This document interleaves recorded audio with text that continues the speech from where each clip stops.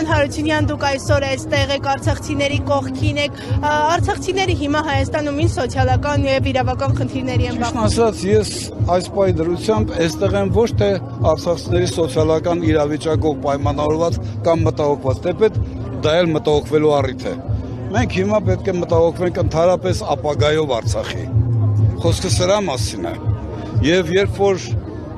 ես լսում եմ գործող իշխանության ղեկավարը ասում է մենք արցախյան շարժման էջը փակեցինք,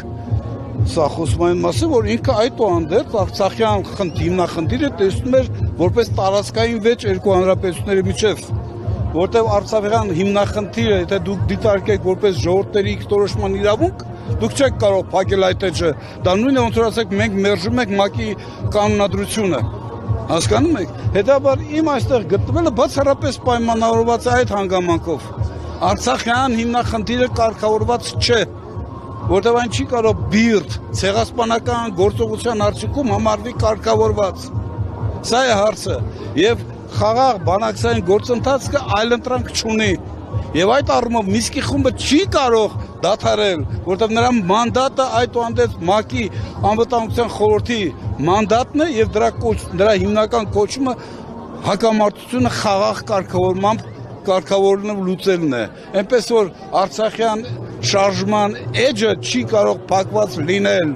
դա իրավական կարգավիճակ ունեցող շարժում էր, որի նպատակը ոչ թե Հայաստանի կողմից Արցախի տարածքը տիրելն էր, այլ Արցախի ժողովրդի ինքնորոշումը ապահովելը, սա է խնդիրը, հիմա ես դրա համար եմ այստեղ։ Պարոն Հարությունյան, հիմա իշխանությունը ակտիվ քննարկում է խաղաղության փաստաթուղթը, ասում է, որ փաստաթուղթը պատրաստ է ստորագրման, անգամ պատրաստ են տեղի եւ ժամի մանրամասները քննարկել Ադրբեջանի հետ, սակայն Ադրբեջանը ասում է, որ պետք է փոխենք մեր սահմանադրությունը, Զանգեզուրի միջանցքն է։ Ադրբեջանը դες բաներ չի ասում, Ադրբեջանը ասում է այդ փաստաթուղթը ինձ պետք չի, Ադրբեջանը շատ բաց տեքստով ասում է ինձ խաղաղություն պետք չի, Հայաստան, այդ Հայաստանը չի ուզում հասկանա դա։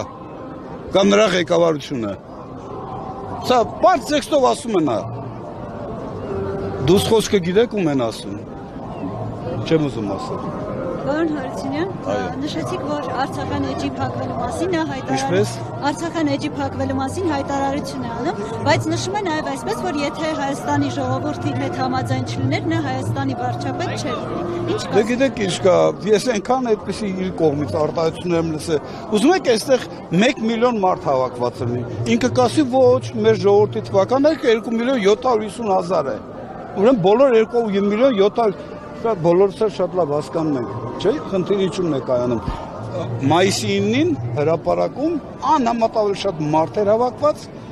քանց երբևէ, ընդ որում համաչափելի, ճիշտ է, թե չէ, 18 թվականի իր միտինգներին։ Ինչու 18 թվականի միտինգի մասնակիցները ներկայացնում են այս երկրի ժողովուրդը, իսկ մայիսի 9-ի միտինգի ներկայացուցիչները, մասնակիցները ոչ։ Չէ՞ որ նրան տրվեց 1 ժամանակ։ Դե թող ներկայանար։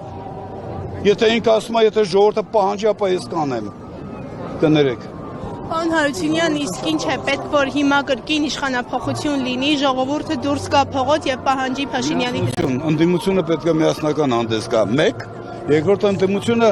բավական է ասել դավաճան սրիկա հեռացիր, պետք է ծրագիր դնել սեղանին, որ այս մարդիկ հասկանան վաղը, եթե դուք գալիս եք իշխանության, մենք ձեզ վստահում ենք դուք գալիս եք իշխանության, ապա որոնք են այն քայլերը, որոնց իրականացմամբ դուք այս երկրի